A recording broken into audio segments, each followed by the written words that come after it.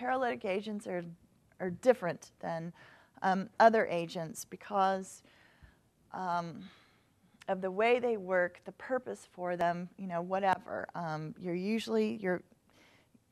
It's not so much a peak and a wear off, okay? You can be partially paralyzed, but you're getting into semantics there. So we're just going to say 2 minutes, okay, plus. Rocuronium, again, you're looking at 1 minute plus, okay. Duration, well, if you're coming back and you have a tricky airway, let's say that someone had to do a fiber optic intubation because this patient's airway was so difficult and so anterior that it was they were unable to get it otherwise. Wouldn't you like to know how many minutes you have before you're going to have to look at reparalyzing the patient, or at least assessing whether or not you need to reparalyze the patient? If, let's say, you are having a difficult time intubating the patient, but the patient did have at least semi-adequate respiratory efforts, prior to. It would be nice for you to know how long you're going to have to sweat and attempt to bag valve mask before the patient can at least assist you, okay? So, vecuronium, it can last, usually in general, 30 to 60 minutes, okay?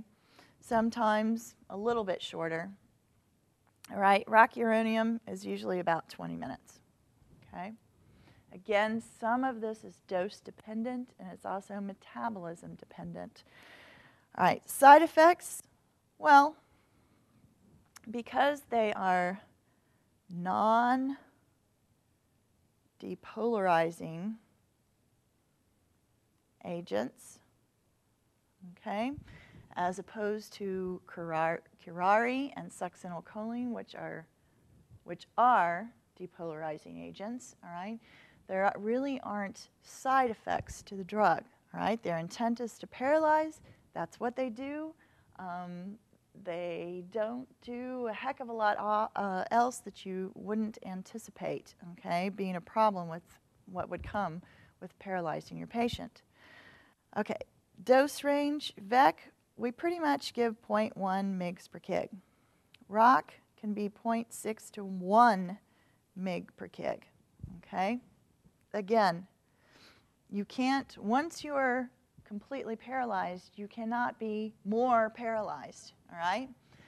If you give a bigger dose, what you're going to do is affect your duration of paralysis, all right? So you need to know that. Sometimes when we ask you to give a bit of a larger dose, that in fact is what we're doing. We're trying to make the duration of the drug last a little bit longer, all right? Now, the reason I'm going to give you some information about the metabolism of these drugs is because of that exact reason. It has to do with prolonging the duration of the drug. If the patient's body cannot break these things down, then the active drug continues to circulate, and it continues to have an effect, all right, on whatever neuromuscular junctions are still not saturated, and you're going to prolong your duration of paralysis. This is not necessarily a bad thing, but it's something that you need to be aware of, so that if you have a patient in kidney failure and you've given them Pavulon, when they're still not moving in 3 hours, you will know that. You won't necessarily panic and get an emergency head CT worrying about an intracranial bleed because your patient's not moving. All right? So, vecuronium is primarily metabolized in the liver. All right? So, most drugs are metabolized in the liver and or the kidneys, some combination thereof. Vecuronium is mostly the liver, a bit in the kidney, okay? But if you had to pick, you would pick liver. Why do we care? Well, you got to think about this. If you're going to pick up a patient who's in liver failure, and you want to be able to assess their neurologic status after you get back in 2 hours, is vecuronium the best agent for you to be using, okay, in this patient, all right? And that's the purpose of telling you guys this, all right? Rocuronium is also mostly metabolized in the liver. Again, most of these things have some renal metabolic percentage. However, if you look at the duration, all right, that the drug has, if you choose rocuronium, it in general has a significantly less duration than vecuronium. So if you do give it to that liver patient, it's less work for their liver, okay, and potentially you'll have less of an effect, all right? So that's vecuronium, vec versus roc, all right? Let's talk about Pavulon, okay? Pavulon, again, is an older agent. It doesn't mean that there's necessarily anything wrong with it. All right, again, you pick your drug once you know what your objectives are, and then you pick the drug that most closely matches that. All right, so Pavulon, the onset is slower.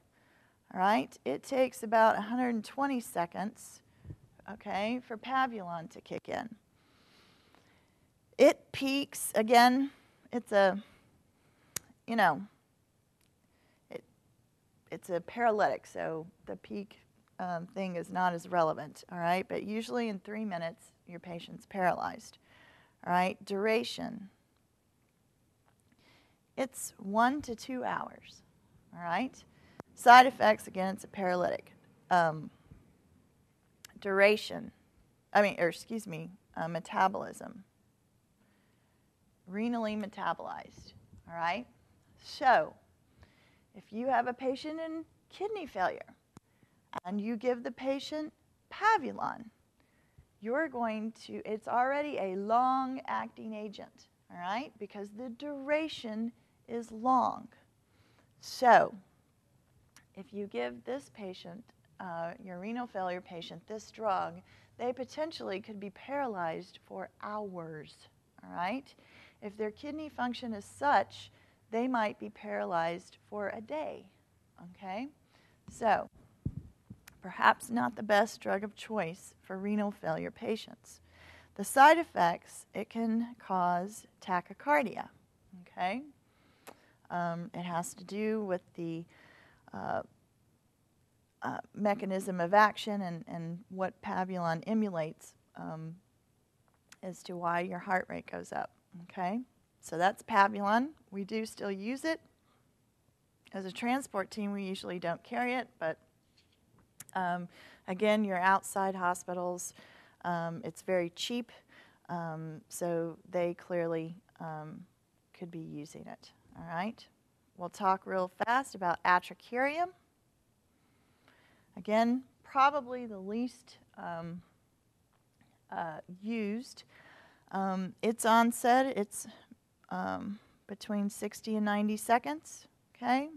Again, the peak with a paralytic doesn't matter so much. The duration, it's moderate duration, so it's 20 to 60 minutes, okay? It has no particular side effects. Now, what's interesting about atracurium is the metabolism, okay? It's actually degraded in your red blood cells, okay? The reason that I mention this is because it's on a lot of tests, all right? It's called Hoffman